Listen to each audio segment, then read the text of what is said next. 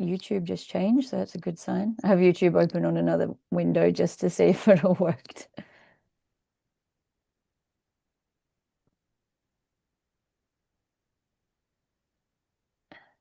All right, there's an ad.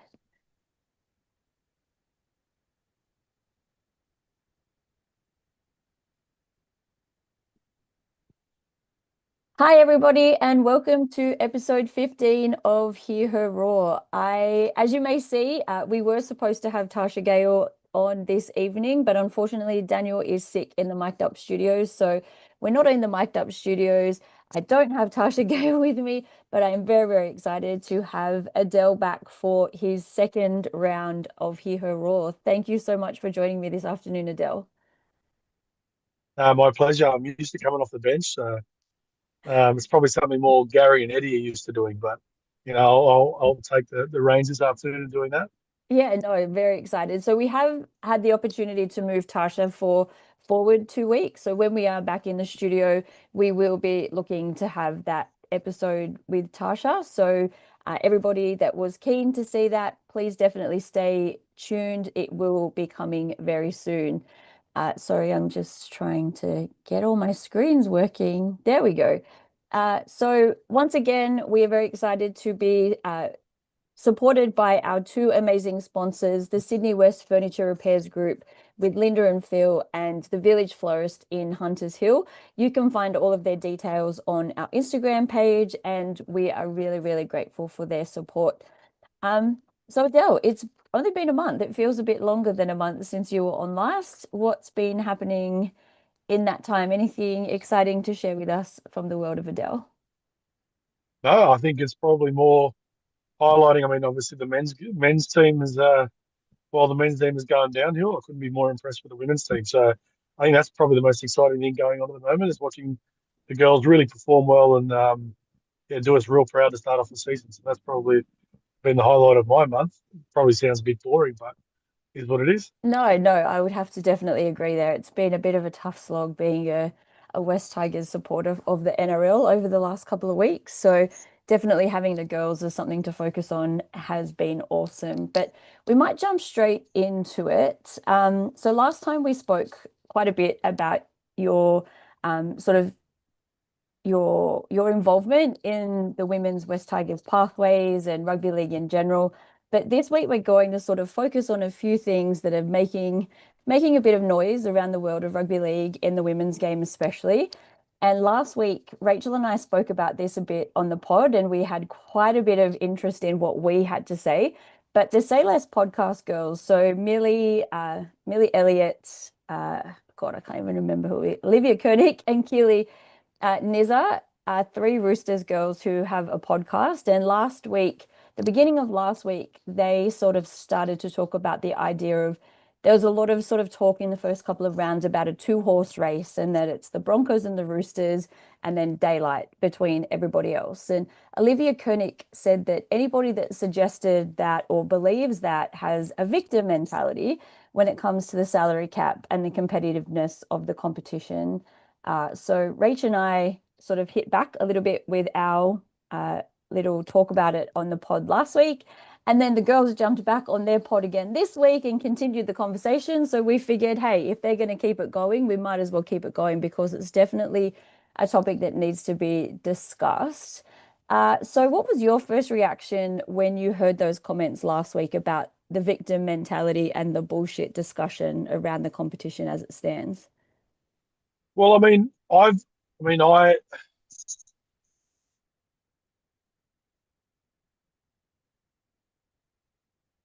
Oh,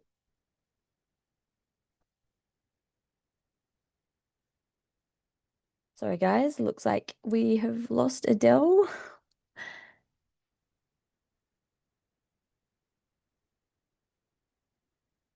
Oh, he's back.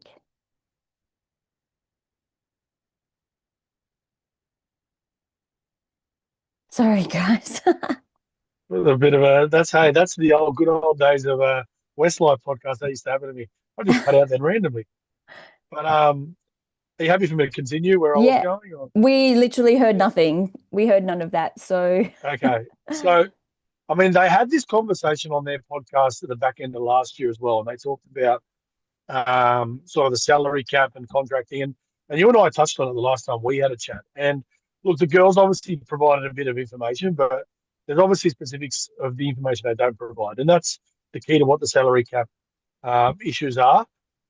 Look, I think, it was a half-assed apology. I think you can call it that from Koenig the other day, like sort of about her comments, but it didn't seem necessarily that it was the comments, the victim mentality. She didn't really backtrack on that. She just tried to deflect that it wasn't directed at the fans. But I agree with you 100%. I mean, who else could you be directing it to? And if you're directing it at somebody specific, well, tell us who you're directing it at, Mm. because, you know, the only way initially I actually took it like they were directing it at Tiana Penatani, who was the one who had suggested some of that sort of stuff. But yeah, I mean, unless you're going to be specific on who you're directing it to, well, it's pretty easy for us to assume it's going to be directed at fans of opposition teams for sure. Hmm. Yeah. So when you think about the Roosters and the Broncos, they talked a lot this week about their clubs just being simply better run, that they've got better facilities, they've got better resources behind them. Is that really what this comes down to, or do you think that there's also more that plays into it? No, there was one part they talked about, which is the clubs have got to put more money into it. That's easier said than done. I mean, the truth is, whether it be the NRL program or the NRLW program, you know, the Roosters and the Broncos have got so much money behind them that they are able to provide those resources both for their men's and their women's program. So, um, there is a little bit of truth to what they say for that. But again, it's not as easy as just sitting there and saying to clubs, go spend the money on the NRLW. Not everybody has Mhm. those resources to be able to do that. So, and that's where I think the responsibility does lay back onto the NRL to make sure it does stay balanced. Because the truth is, what it comes down to is, do we want this competition to be viable and sustainable for a long period? I mean, I think the players are missing the point with all this. It's not about whether they're doing the right or the wrong thing, and the fact that they're trying to defend themselves so much. Probably, usually when a child tries to defend themselves, usually it's because they know they're doing the wrong thing. But I don't think they're doing the wrong thing as a club, and I've explained this last time. Like, the rules actually allow them to do what they're doing, but those two clubs do have a lot more money. But it's not easy as just saying, put more money into it and make it and do better for the other clubs, because not everybody has those resources, unfortunately. No, that's right. And they're also both foundation clubs of the NRLW. So they have been around a little bit longer than especially. Whoop. It's going to be one of those nights, guys. Just bear with us.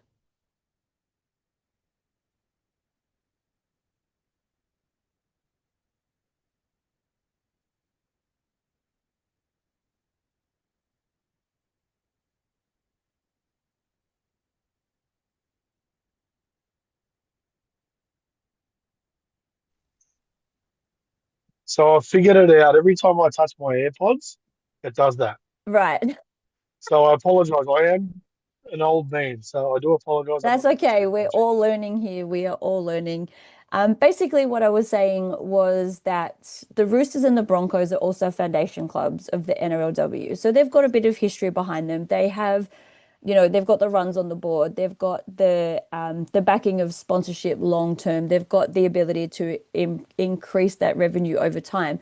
On one of the particular posts that came out this week, there were people talking about, if we go back to the early days of the NRL, there were clubs that were dominating year after year after year back then. Sort of someone used the example of the Dragons winning 11 premierships in a row. But I guess the big thing is, is it still too early to move away from that marquee player shuffling around or a tiered system?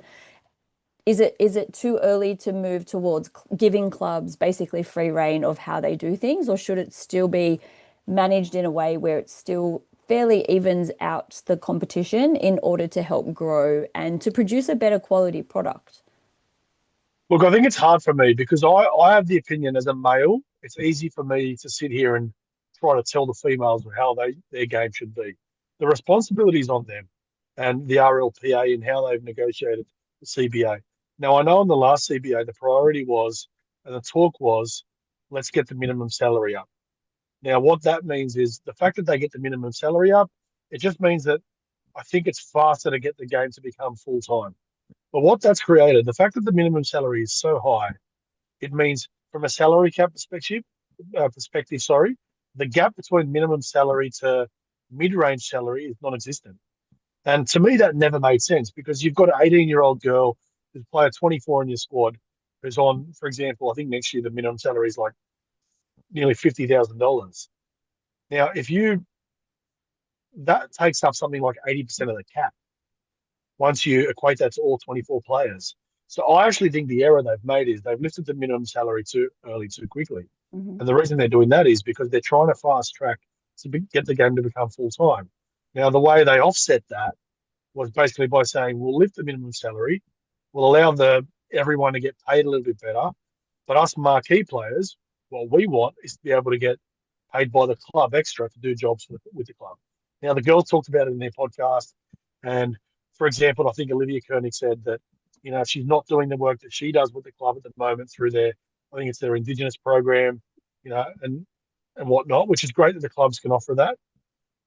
She'd be working in a bar. Now, the difference being is when you work for a club that your priority is to play rugby league, you don't have the stress of the pressures of getting to work on time, leaving work. Basically all your work around the club works around your NRLW program. Hmm. The other difference between working for the club and then having your own working for an employer is, and this is the argument that girls used to have in the past was, well, girls used to have to hop from job to job because employers weren't happy that they had to take time off work to go, um, you know, put their priorities in their rugby league. So that's where the difference lies in regards to the money in and around the salary cap and those jobs that are created outside of the salary cap that the girls have. But yeah, it's such a Pandora's box at the moment, and the girls have really, I guess, they've created a bit of a highlight and highlighted it to everyone. It's a topic of discussion, but yeah, there's a lot that needs to be worked on for sure. Mm.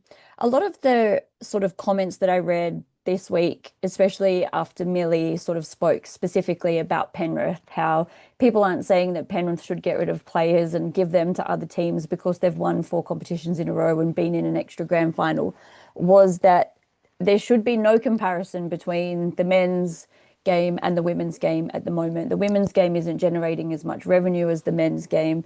The women's game, you watch games on TV or you go to games live and there's not the same crowds as the men's game. Is that a fair reaction from fans around the problem that's occurring at the moment, do you think? Um, Look, I learned something a long time ago that um, generating money is not about crowds; it's about viewers. So television will play a big part in that. Look, I think the women's game, from what I understand, on the next CBA will probably be able to break even. And that's again, don't quote me on this, but it's because of Origin and what the eyeballs we do get on Origin. And let's not shy away from the fact that Origin plays a big part of the men's game and what funds the men's game as well. But um, yeah, it's a tough one. Look, I think you can compare the two, but I think the women's game has been given a little bit of a springboard by the men's game, and the men have openly talked about that at the last CBA that they were happy to take a little bit of money out of their pie and put it into building the NRLW.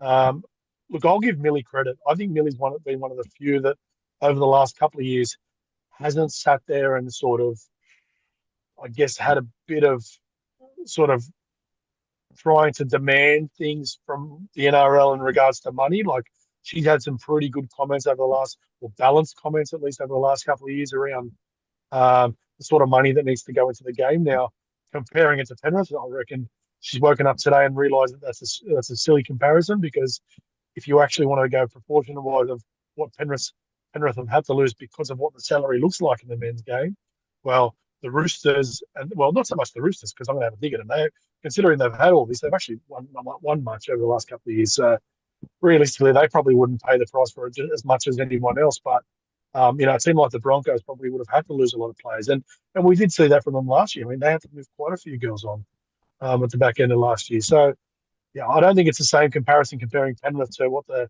current structure of the NRLW is, but yeah, it's a hard one. It's one of those ones where you just got to let both both competitions have their own sort of journey, but let's not try to compare the two. Definitely. Hmm. You spoke there about the changes to the broadcast, like the game will only grow, will grow more revenue and things from broadcasting and viewership. Andrew Voss pitched an idea the week before last, or early last week, sorry, where the girls' game should play from Saturday to Tuesday. So two games Saturday, two games Sunday, one game Monday, one game Tuesday. So Monday night, Tuesday night, 7:45 kickoff. So they basically get all the airtime on those two nights. What are your thoughts on those kinds of games? We spoke about it a little bit quite briefly last week, and Rach had some pretty strong thoughts about it, but keen to hear what your thoughts were as well. Problem is the girls work on Mondays and Tuesdays, so you can't. I mean, even it's very hard to get them traveling when they have to travel on Fridays to play Saturday games. So problem is travel. If the game was full time, um, you'd be able to do that. But my solution is actually pretty simple. We did it a couple of years ago. It was after COVID. We played at the start of the year. Like to me, the NRLW should start in February or late January and basically finish, around April. Because I think that just two things. One, it allows that little bit of football at the start of the year that we all, once the off season and Christmas is done, everybody's really looking for football. And it's a time of year where the weather's warm. You can play, whether we'd like to admit this or not, the girls don't struggle a little bit when it's wet or it's dewy, still with their fundamental skills. So I think it doesn't help the product. Whereas I think if you played early in the year when there's no dew on the surface in the evenings, yes, the temperatures are a little bit warmer, but I think that'll be fine for the girls. They actually can have preseason sort of aligning with the men's program as well, so they can start in November, sort of get their season up and running. Maybe the last week of January or the first week of February. So they'd have 4 rounds to themselves basically before the NRL kicks off. It'll also allow them to play in Vegas if you want to put a women's game over there. And then the most important one to me is once the season is done, they can go from the season into Origin, which means you're going to get the best product of Origin. That to me, I mean, that season of NRLW we had, well, we did play pretty much in the preseason of the NRL, and we only did that to catch up of the year of COVID we missed. I think to me that was actually the perfect time to play the NRLW, but that's for a smarter person to decide, not me. No, it's an interesting concept. Then I guess the big question then falls is then what do you do for the rest of the year? Or if you Well, go well, for we're missing. home and away Well, games, it increases the length of the season as well. yeah, well, we're missing that anyways. I mean, we're missing a big chunk at the start of the year anyways. Yeah. Like, if you really want to go all out with it, you turn it into a summer. Until we get to the full, week in, week out of every team in the competition, you almost go through summer and really provide all us crazy mad rugby league fans rugby league through the whole summer. I mean, that could be the other way of doing it. I just think they need to be a little bit lateral with their thinking and around the NRLW. Um, I know the other thing I've always talked about is I think and I know why we do it from a logistical perspective, but I just think that sometimes if we want to create that atmosphere at games, I think what the home grounds look like can be a little bit different. I know why we play at some of the home grounds, but you see the Broncos play at Totally Workwear Stadium. That looks like a vibe of what their games look like with their crowds. I mean, yes, it's not a big crowd, but when you're watching the game and you see the sort of the sound and the excitement of the crowd because it's such a confined space, well, it just means that there's probably going to be an opportunity for them to get more people to want to come to the game, and then they can grow from bigger grounds to bigger grounds. I don't think we need to be playing in the big stadiums. Um, I'd love to see the West Tigers NRL team doing well. I've always said this: if our West Tigers NRL team was doing well and our NRLW team was doing well, I reckon we're one of the few fan bases that would be able to get 10,000 at a women's game at Leichhardt or Campbelltown. Like, Hmm. I truly believe that about our fans. So that's the other thing I think we should be looking at is not playing too many games at the big grounds unless it's a double header, of course, with a men's game. And I definitely use the word double header, not curtain raiser. That's one of the things we learned when we were back in the women's space. But yeah, it's a hard one, but I think they need to be a little bit lateral with their thinking around that. Okay. So that was one thing. on this week's episode, they sort of finished that whole segment around saying, using that old saying that if you're not part of the solution, you're just part of the problem. So you've mentioned a couple of different solutions that you could potentially see. If you were running the NRL, what would be the first thing that you would change about the way that all of this sort of plays out in order to try to balance the competition a little bit more? Well, I think you can't go backwards with regards to minimum salary. You can't do that. I think with the new CBA, we hold a minimum salary for the whole period of the CBA. So whatever you come up with as the minimum salary, which should be around, considering what next year's going to look like, it should be around $60,000. I'd keep that the minimum salary for the whole period of the next CBA. Yes, that'll mean the lower ranked players are only going to get paid 60,000. But I mean, I look at society at the moment. If you're on $60,000 as an 18, 19 year old, that's pretty good money. So I actually think that's sustainable to be a full time gig. So I believe that that's what should happen. It should be the minimum salary should stay as it is. I think as the years go on, yes, the salary cap's going to increase every year as a part of the new CBA. And I think they have to take out the third party jobs or minimize that to one or two players. Instead of putting a marquee player, well, then tell clubs you can only play two players. Um, there is another thing from my end that I think is a part of, particularly the Roosters. I question, and I don't question him personally, but I think that their coach takes advantage of the fact that he's the Origin coach. I mean, you look at the Origin squad. I mean, so many of the girls um, get picked to play Origin, and when you're talking about the minimum salary in the NRLW has been 45,000 to play a whole season of NRLW, but you get paid $45,000 to play all three Origin games. Mm, Well, that sort of makes sense to me why you'd want to mhm. play for the Roosters with an opportunity to potentially play Origin to earn to $45,000. I mean this with all respect, and I'm happy to drop names. Someone like Jamie Frezard, who's been fantastic for New South Wales when she played. But if you did a market value on all the wingers in the NRLW, and you put Jakaya Whitfield and Tegan Berry, who have missed out the last couple of years next to her, well, I apologise, but she's not even in the same ballpark. But she was getting picked to play Origin and play on the wing, whereas those girls, I mean, Tegan Berry was on the bench this year, but Jakaya last year never got picked at all. So Mm. yeah, there's that aspect of it as well that I'd probably want to be pretty strict on. I think that girls are getting paid well for Origin, which they deserve considering the sort of viewership the Origin games are getting. So that's another thing I definitely have a look at. My idea 100% would be to start the season in February. Get that 4 weeks of getting the momentum into the competition. We know early on in the season of the NRL, sort of the NRL is just finding its feet. So the NRLW can sort of have a bit of momentum moving into that. And then, you know, planning wise, you'd probably want to see potentially even have a little bit of a break of the NRLW so that again, once the bye rounds come around, that can be sort of finals time for the NRLW so that we can fill in those time slots that we miss out on midway through the year.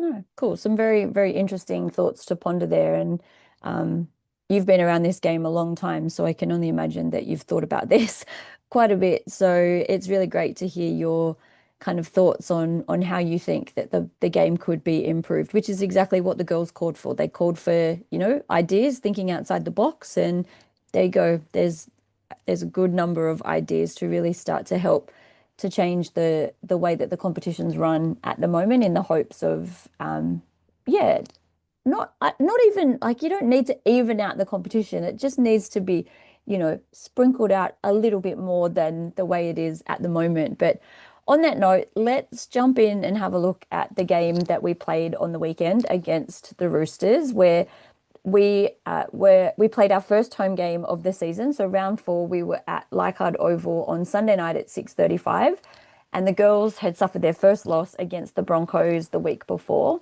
We were also celebrating the 50th game milestone of Sarah Togatuki and Holly Wheeler. So Rach and I went out to the captain's run on Saturday morning, which was just a really great morning.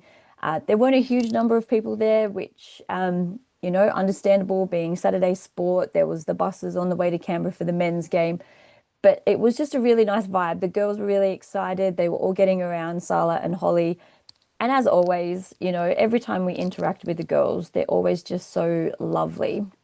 But with the game on Sunday night, it didn't take long for the first talking point of the game to pop up with what looked like potentially a knock on from Mia Wood off the first kick of our first set.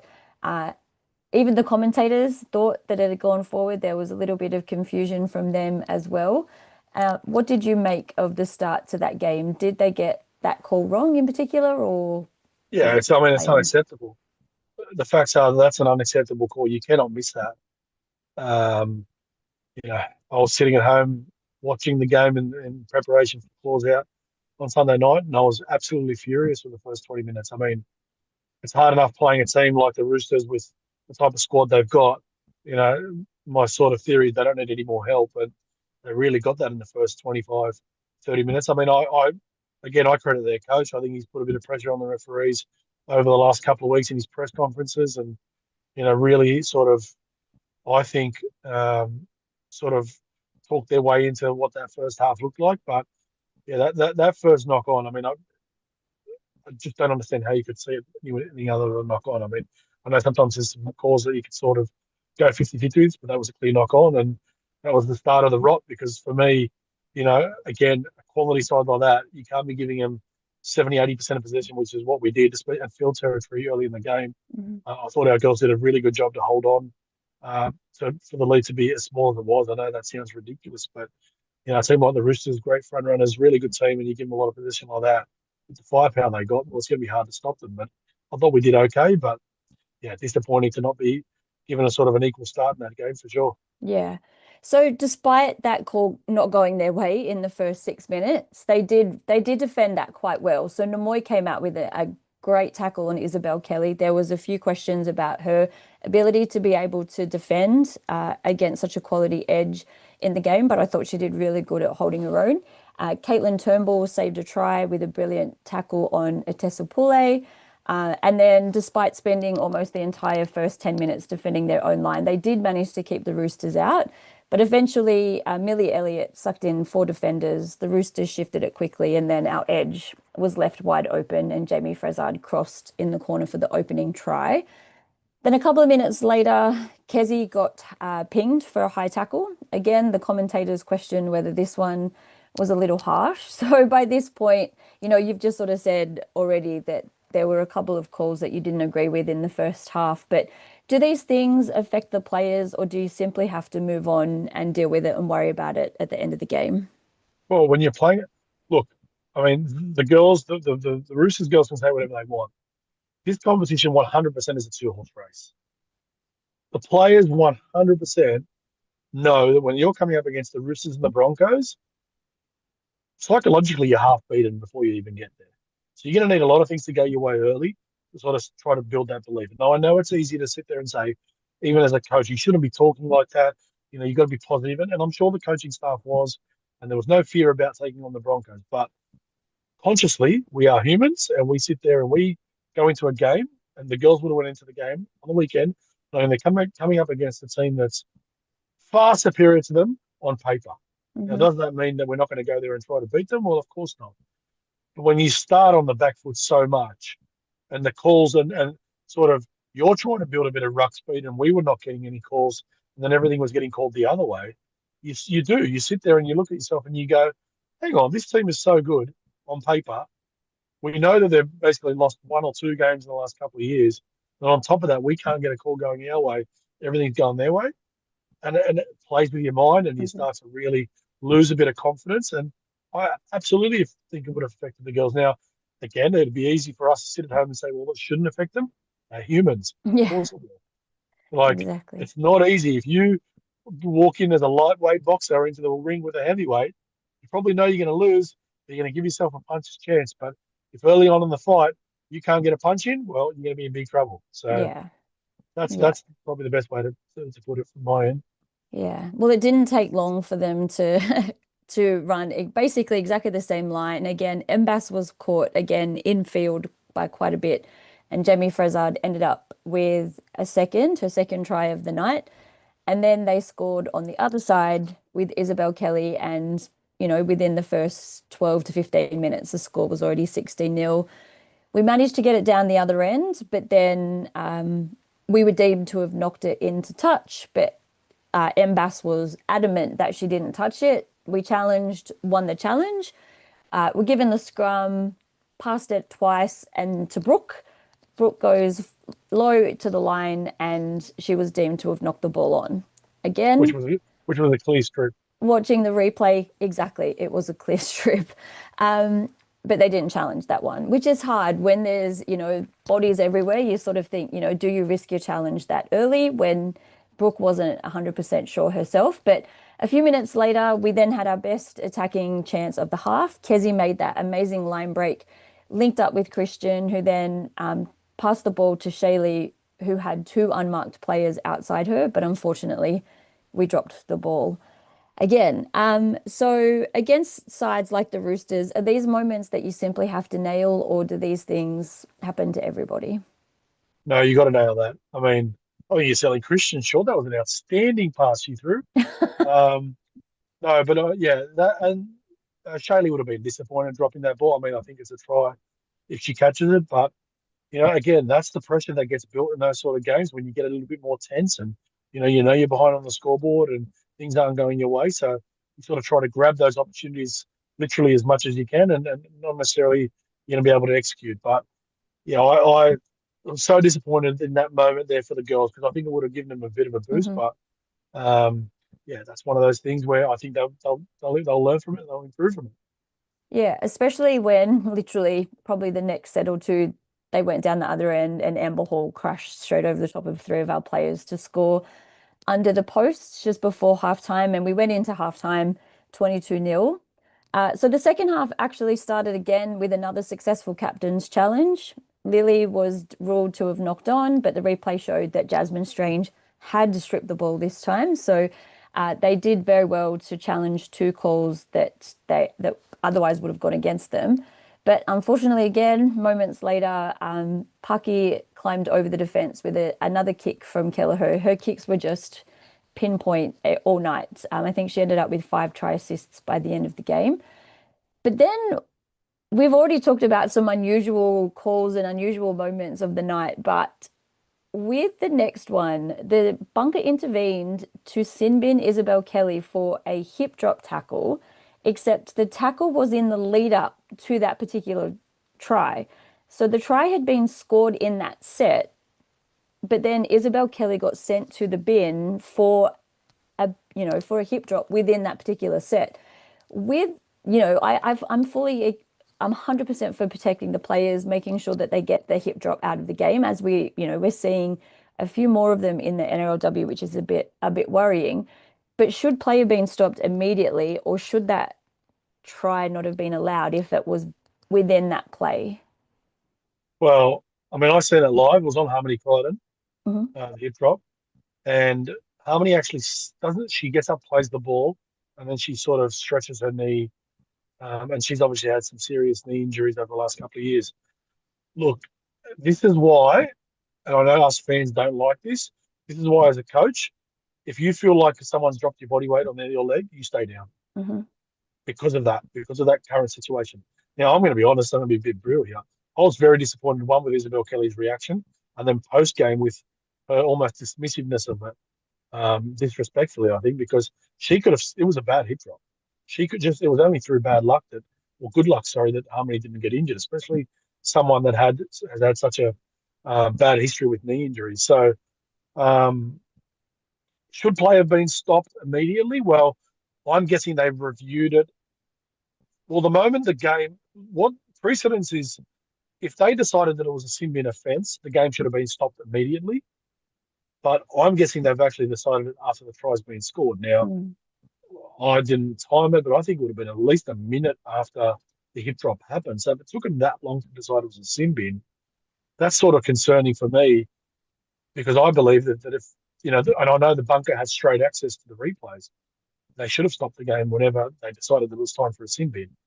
Um, but they didn't. But at least they did get the sin bin right. So she did go to the bin, and we had 13 players, so it was our job to defend them in the end. So look, yeah, I think that's why as coaches we've got to tell the players if you think you've got a hit drop, stay down. Well, literally, you say that 2 minutes later, Brooke tackles Jess Surgis, who does stay down, clutching at her ankle, and then Brooke is sent to the bin for a hip drop. So it ended up being 12 on 12 for 6 or 7 minutes because Brooke was sent to the bin For how not long? long after that. How long was Pardon? it? How long was it? 12 minutes? 12 on 12. It was 12 on 12. So Isabel was sent, and then I think it was only 3 or 4 minutes later, Brooke was sent. So they were in. No, I was playing a joke on you, Kelly. I was going to Oh, go 6, 7. 6-7.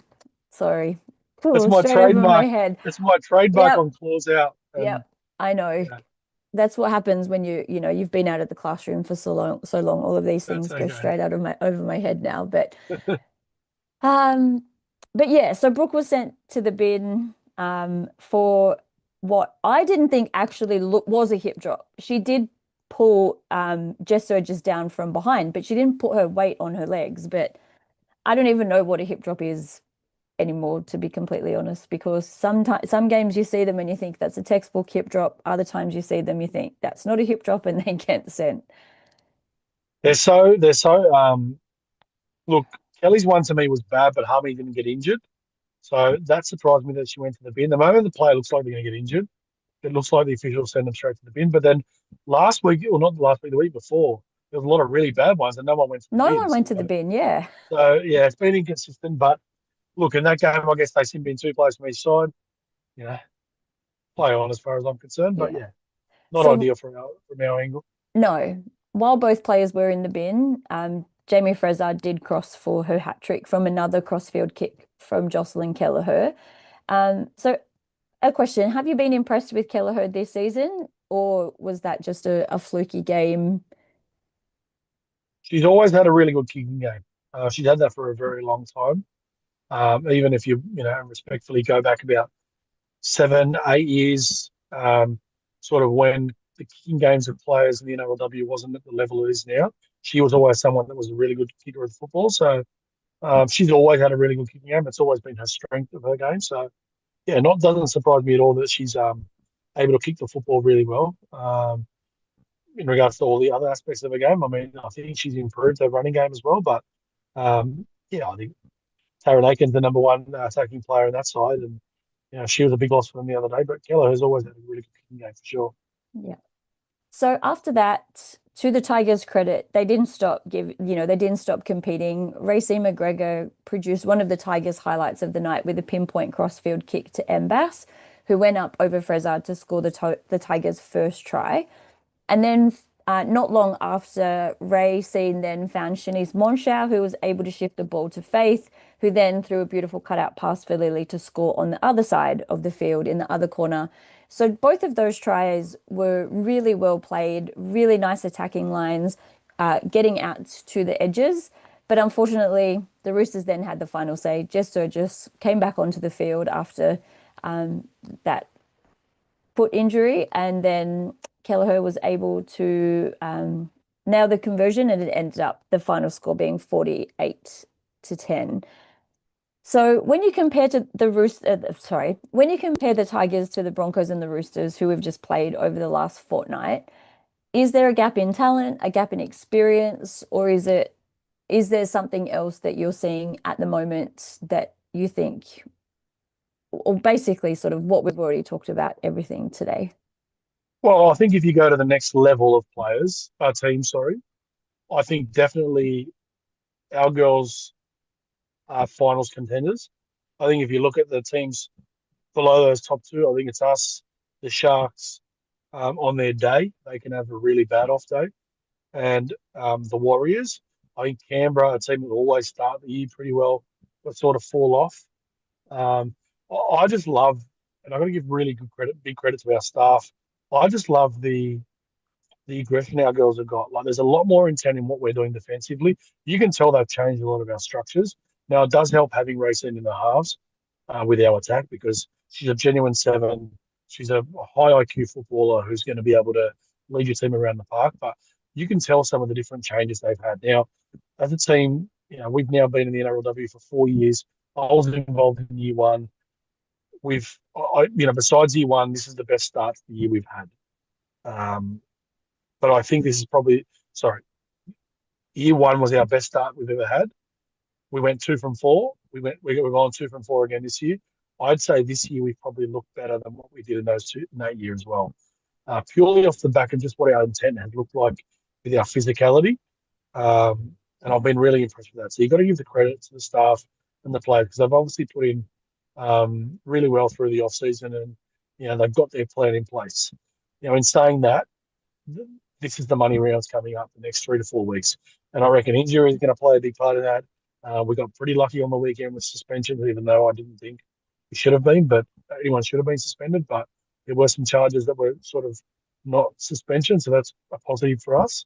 But what the next couple of weeks looks like is going to be important. Coming off the back of really trying to get up to play the two best teams in the competition and coming up with half decent, like not half, I'd say really good performances.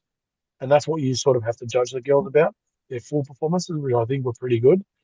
We've got to back that up this week. We've got to sort of assert ourselves in that next echelon of teams in the competition, especially this week against the Sharks. I have seen Lasana's been named in the extended squad. I hope to God she's good to go. I seen her at training the other day. They are missing her extremely. Yeah. I know Faith has done a really good job starting the game at 5'8" and then moving into hooker at times in the game. Rookie's also come on and played in the 5'8" position. Both of those girls are specifically running footballers. Lafana adds a different dimension, takes a bit of pressure off Ray as well. And opposition-wise, and I mean this respectfully to those other two girls, when you're planning to play the Tigers, you're coming after Ray. If Lasana's there, you've got to basically pay attention to both of them. So I hope she's a late inclusion. I haven't actually looked if there has been any late changes or whatnot, but she's going to be a big inclusion if she's good to go. But like I said, these next couple of weeks are very important to us to sort of assert ourselves in that third, fourth, fifth place type team to give ourselves the best opportunity for a good run home. Yeah, no, it's seeing Lasana named for the first time after she missed, sort of had that injury between round one and round two was very exciting. But before we move on to look at the rest of the round, we do our spark, our frustration, and our talking point. I think we've probably covered most of it, but I want to make sure that Rachel's get a shout out. So, Rachel's spark was the training session that we went to on Saturday. The girls are simply amazing, and we need to value and respect the approachability and genuine kindness that they bring to the fans. I said the way that they didn't give up, they had their backs to the wall in a number of ways, but they kept fighting and were able to jag those late tries. Did you have anything you wanted to add around the Yeah, spark? I thought there was midway through that first half. I thought there was a bit of mongrel about the girls and the way they were defending. It almost looked like they got a little bit angry, and there was a bit of um, fire coming out of them. I think they got really physical. And it's always been my thing when we've played the Roosters in the past. I think if you get physical with them, they don't like it. They do sook quite a bit. They almost feel like they don't like getting tackled. I think you need to be aggressive with them. I think that middle period in the game when we started getting really physical, and that's because possession was balanced. I don't think the Roosters liked it. So that was my moment in the game where I started seeing our line speed really improve, and we were genuinely hitting in contact. And you could tell there was a bit of aggression and anger in the girl, which I really enjoyed. Nice. The frustration. So Rachel's was the lopsided competition. So people can say that the clubs need to do better, but there's a clear mismatch between the top two and the rest of the comp, which we've spoken about. Mine were the hip drop calls. Was there sort of confusion around what we're calling a hip drop anymore? Is it just as you said, because of the risk of injury has come into the decision around penalising a player for those kinds of tackles? But a quick question, do you think it's a problem with technique for the girls that they're tackling in the wrong Yeah. in the wrong way? Yeah, we used to see a lot of them at training. It's tough for the girls because they're in a position where when you get desperate, I mean, that happens in the men's game quite frequently. When they're in a position where, they're desperate and someone sort of got past them or half got past their teammate, well, they're trying to hang on for dear life. And naturally you wait because you don't practice it so much and there's no real way. I mean, I don't know how we're ever going to stop it, both in the men's and the women's game, because when you're desperate, you're just looking to make a tackle. But yes, in the women's game, the girls lose their legs quite a bit, and that's what causes the hip drop. And we're just going to have to live through it. It's just going to be one of those ones where we're going to have to work through it together as a game. But yeah, it's hard. It's the inconsistencies around if players injured, players not injured. Are we letting players get away with staying down? I will defend Jess, actually. I know you said that a little bit earlier. Jess is probably one of the toughest people I've ever coached. She actually was someone that never liked to show injury. So I would say there would have been a little bit of an issue with her ankle. Right. But obviously, you don't want to see that with players that are actually staying down on purpose to um, to try to get a penalty. But I can understand why, as a coach, as a player, you'd basically tell them to do that because it is having an impact on the game for sure. Did you have any other frustrations from the game Yeah, or talking point? the first 20 minutes, absolutely. I mean, we weren't allowed to get into the game. The way the ruck was controlled, the way the Roosters girls were sort of spoiling the ruck, some of the things their coach talked about it was happening over the last couple of weeks they started doing and they were getting away with. Yeah, the first 20 minutes to me was unacceptable. Our coach sort of hinted on it in his press conference, but I think he needed to be bit harsher and a bit more direct in talking about it because, yeah, the ruck speed for us, I think the Roosters feel like they have some of the best ruck speed in the comp because they do have such good carries in the football. Actually, can I get a bit of a tangent? I have something that really annoys me about the game. I think the interchange needs to come down from 10 to 8 as well, because watching the Roosters run through their interchange, and I mean this respectfully, like someone like Amber Hall, she's able to play really short bursts because she doesn't have to play long periods. Hmm. Because I mean, we only play 70 minutes of this game. We've got two more interchanges. It doesn't make sense. And what it's allowing the Roosters to do is really roll through their middles.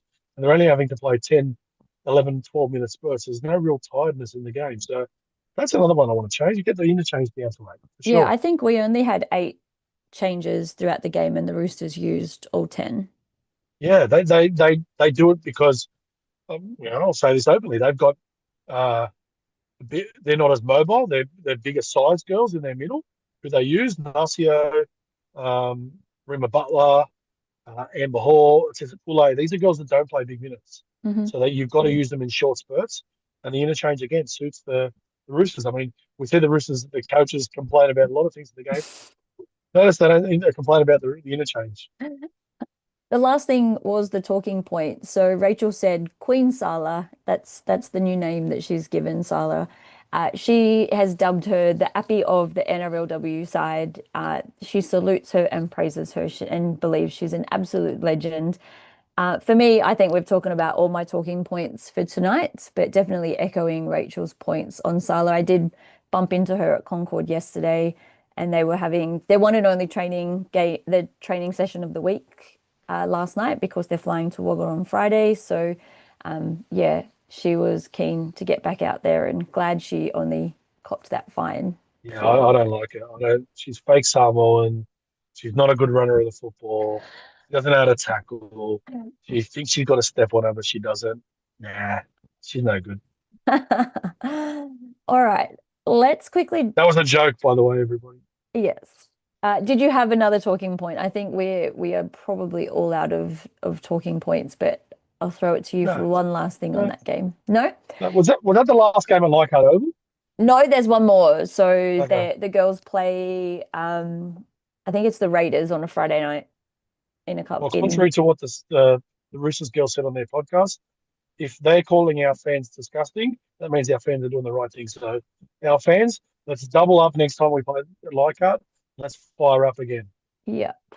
All right. So the Sharks got their first win of the season, sorry, over the Raiders down in in Canberra. Uh, interestingly, the Raiders had a try overturned because the player's hair touched the line. So there's been a big debate about that as well as whether hair is considered part of the person and whether it should be ruled as out if your hair touches the line. Do you have anything to Yeah, no, say no. on that one? That's actually consistent. It's happened in the men's game before. It happened to I can't remember the winger's name from the Warriors. His hair was out, but he was trying to put the ball down, and they ruled it out. It's actually been pretty consistent for a long time. Yeah, no, So I think yeah, consistent is great. It's, Brett's of the opinion that if your hair's out, it's free game. If your hair's out, it's free to be yanked as well, and if it goes out, it goes out.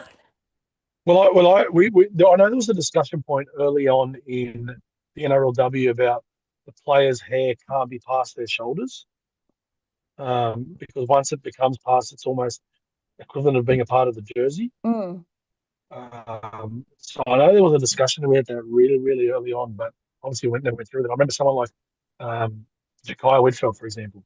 yeah, She she's one with very Her long hair hair. goes down to her feet, like, Yeah. so someone like her who's got long hair, I can understand when someone's coming from behind and they're reaching out to grab you and they grab your hair. I mean, I think as long as you let go straight away, it should be play on. I mean, if they're grabbing you from sort of top of your head, that's obviously different, just like the men's game. Hmm. But yeah, if someone grabs you and it's sort of low down, sort of towards your number, it's sort of hard to understand why that should be penalised, in my opinion. Yeah. Well, Salah did end up on report for a hair pull on Millie Boyle, and it was actually not the hair pull that most people are assuming it was for that she actually got charged. So there was one earlier in the game where Millie was attacking the line and she was down low, and Salah was trying to hold her down and had a handful of hair there, apparently.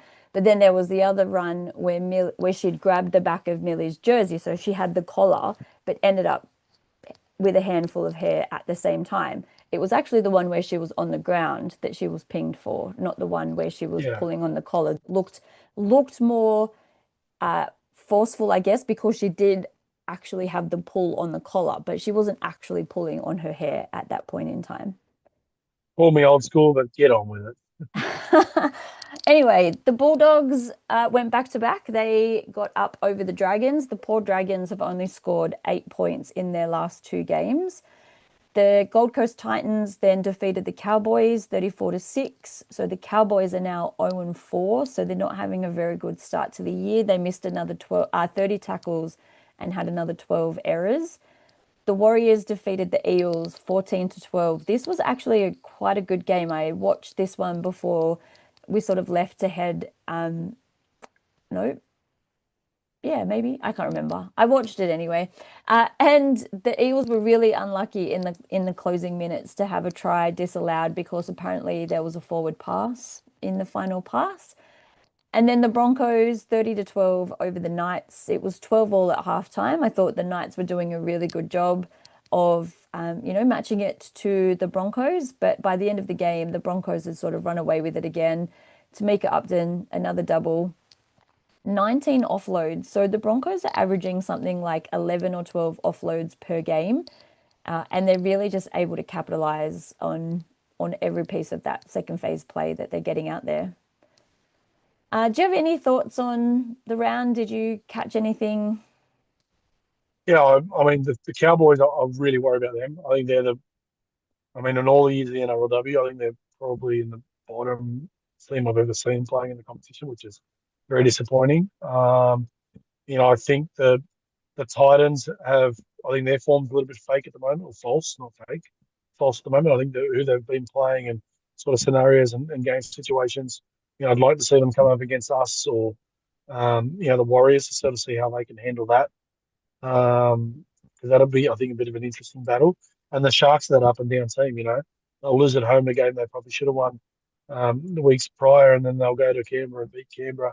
And Canberra have had a good start to the year. So, I think when you go from team three to probably team eight, the competition is pretty balanced, but those bottom couple of teams are really struggling. I'm pretty disappointed with Parramatta this year.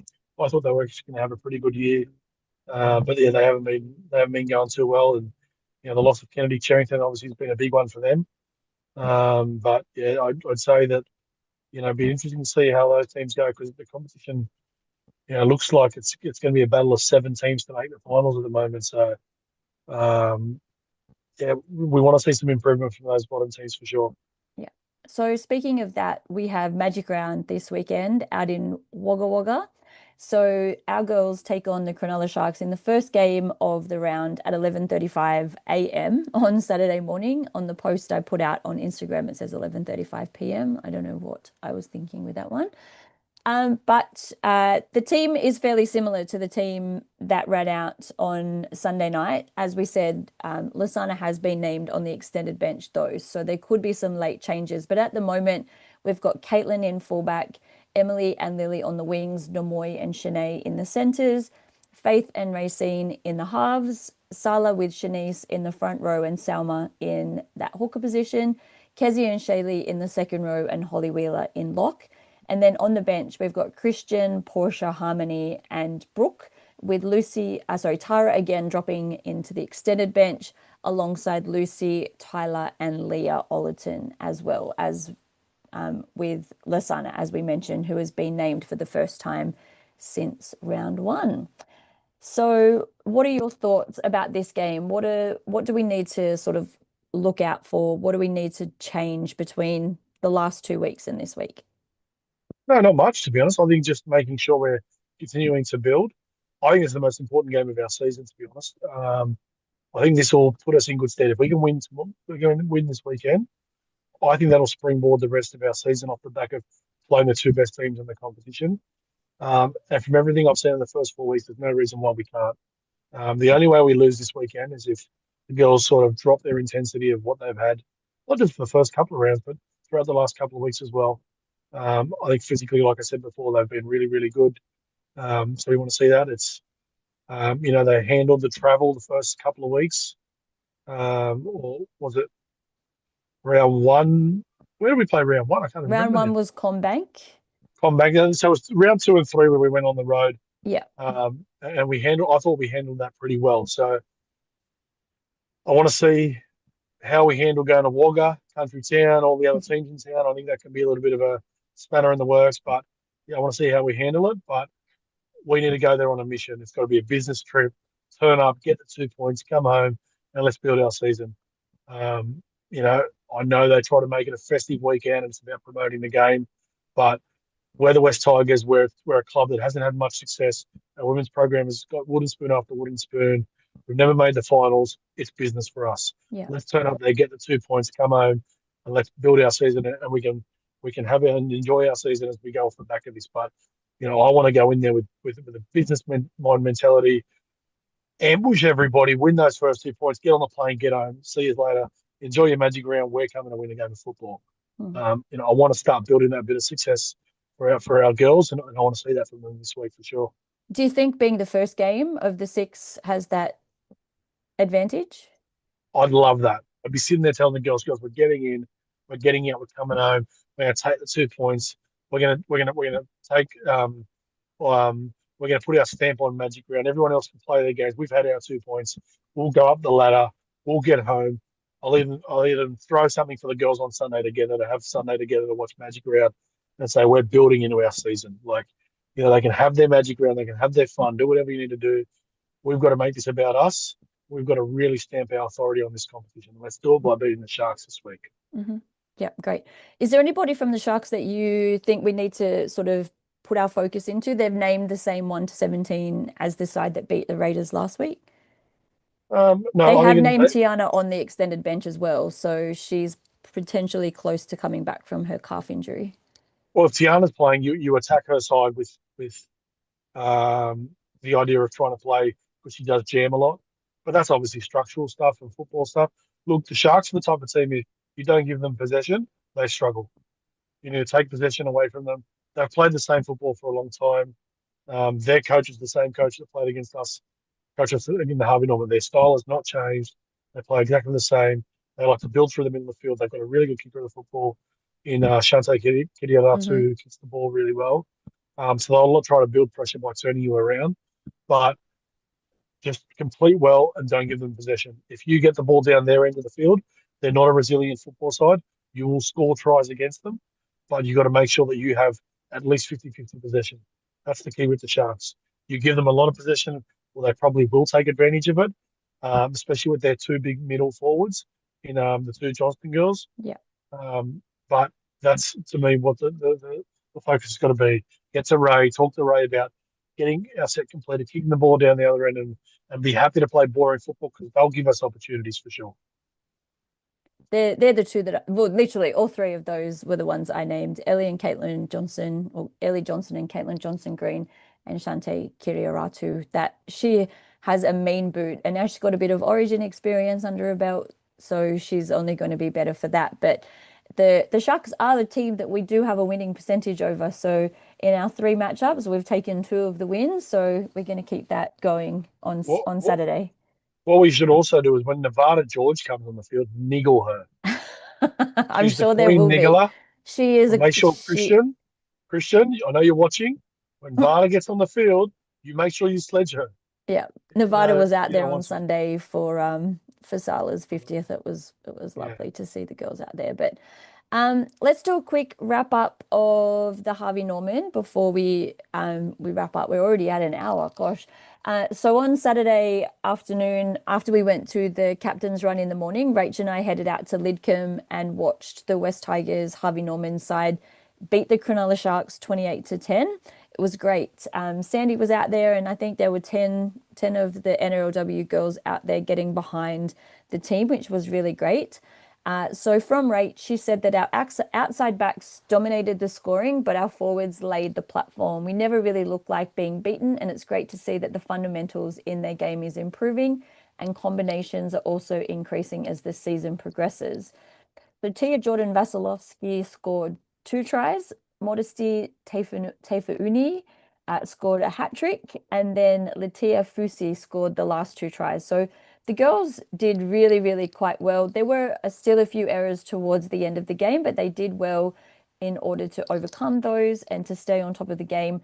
Tyler was immense. She was huge. I was really, really impressed with her, and so was Rach, and she thinks that we've got a really good prospect there in the middles. Did you get a chance to see any of that game?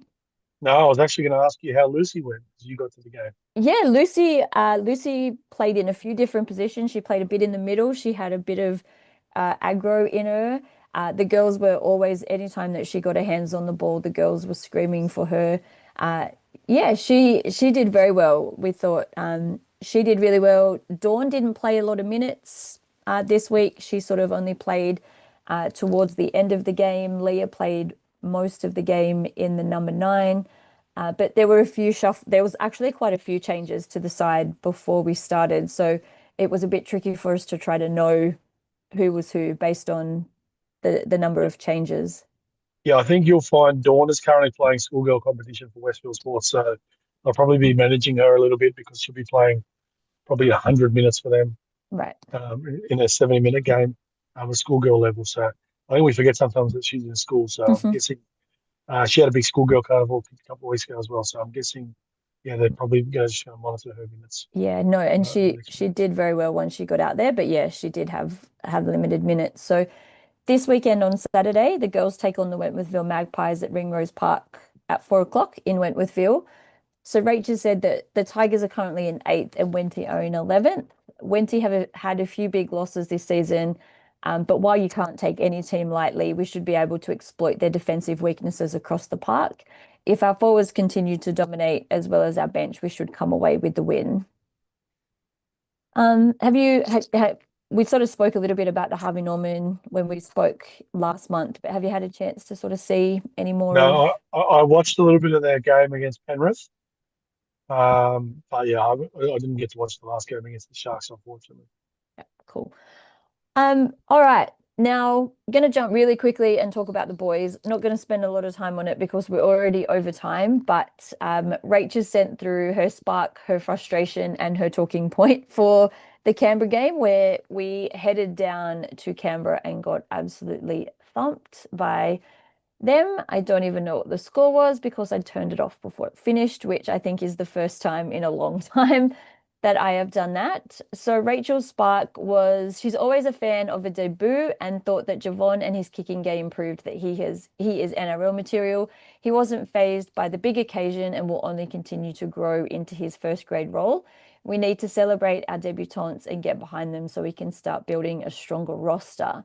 Mine was a big shout out to everybody in West Tigers colours who turned up at that game. Massive props to you, everybody that jumped on the bus, even though I really hate saying those three words, getting on the bus. But the party bus and the other bus that went down to Canberra, yeah, you guys are much better than I am because I threw my toys out of the cot and opted not to go and went and watched the girls instead. Did you have a spark from that game? Ooh. Oh, I actually, well, my like a Tiger moment on Sunday Yep. is what I'll use. Was our first 40-20 of the year kicked by Alfie Coruscant. But happy. Yep. Nice. There you go. So that leads into the talking point. So the thing that everybody should be discussing, Rachel's was Appy. She said we need to celebrate what this bloke has done for the club and continues to do. He has fought for this club and continues to fight. This man deserves to be celebrated, and we should all turn up for him on Sunday. I didn't have a talking point. I'm just like, No, I think, I mean, yeah, I wish I was be able to get down there to the game, but I can't. But yeah, I mean, his story is one. I'll talk a little bit about him on Sunday after the game on calls out. But yeah, I just hope. I mean, this week will tell us a lot. Considering the week we've had, sort of how our press conferences went yesterday, with the motivation of being up his 250th this week. Well, we're going to learn a lot about the boys. I mean, yeah. the talk's done. You know, you can put almost a few weeks behind you. What I do know about the sport is if there's one guy they all can connect with, it's our number nine. So, you know, put all your shit behind you. Stop worrying about what's going on. Let's concentrate on 80 minutes of football this week.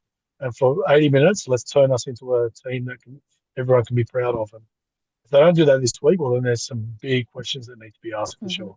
Yeah. I actually missed the frustration. So Rachel's was just the last 6 weeks. The last 6 weeks have exhausted me as a West Tigers fan. Fans appear to be showing up with more passion and fight for this club than some of the players, and I couldn't agree more than that. You got anything? Well, I say anything. We're already 7 minutes over. I'm sure you have a No, lot I of think, things. yeah, the frustration for me, the sort of crap our club has always got to cop. So we bring on ourselves, but is what it is. We move forward now. Yeah. And in saying that, we do move forward to this Sunday afternoon, 4:05 kickoff at Combank Stadium against the Parramatta Eels. For everybody that whinges about the fact that the KOE plays at Lidcombe, I think it is on Sunday, just before NRL plays at Combank, it's not the club that sets where these games are played. It's the NRL and the New South Wales Rugby League. So um, the No, team list. they could move the game if they wanted to. From what I understand, at this time of year, Combank Stadium only allows one game Well, because there's a of the double header traffic. next. The next game is a double header with the girls when we Yeah, play so the they'll Dragons. allow NRLW games because Right. that's a marquee thing, but they won't allow second grade to play. I remember that from something that happened. It's sort of something to do with certain times of year. If there's so, for example, if there's a soccer game, a rugby league game, or two rugby league games on the weekend, Mm. they only allow a specific amount of games on Combank, is what I know. Right. Oh, because the drain, like the field for what they spent on it, they didn't do a very good job. It's never been a good field when it comes to that sort of stuff. I mean, they don't even let teams warm up on it these days. So, Yeah. yeah, it's got something to do with they've only got a certain amount of traffic they allowed on the field Right. every weekend. If there was no other game, they might allow a New South Wales Cup game. But yeah, that's from my understanding what it is. But Okay. yes, the New South Wales Rugby League assigned the games, but the clubs can actually move them if they want. Okay. Right. Interesting. Thank you for clarifying that. But in saying that, our team, a few interesting selections this week. So Jareem is still at the back, and then Junior Tupou and Sunia Taruva on the wings.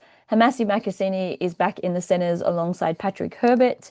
Then Jerome and Adam in the halves. Terrell and Fanua supposedly starting in the props with Appy in his hooking position.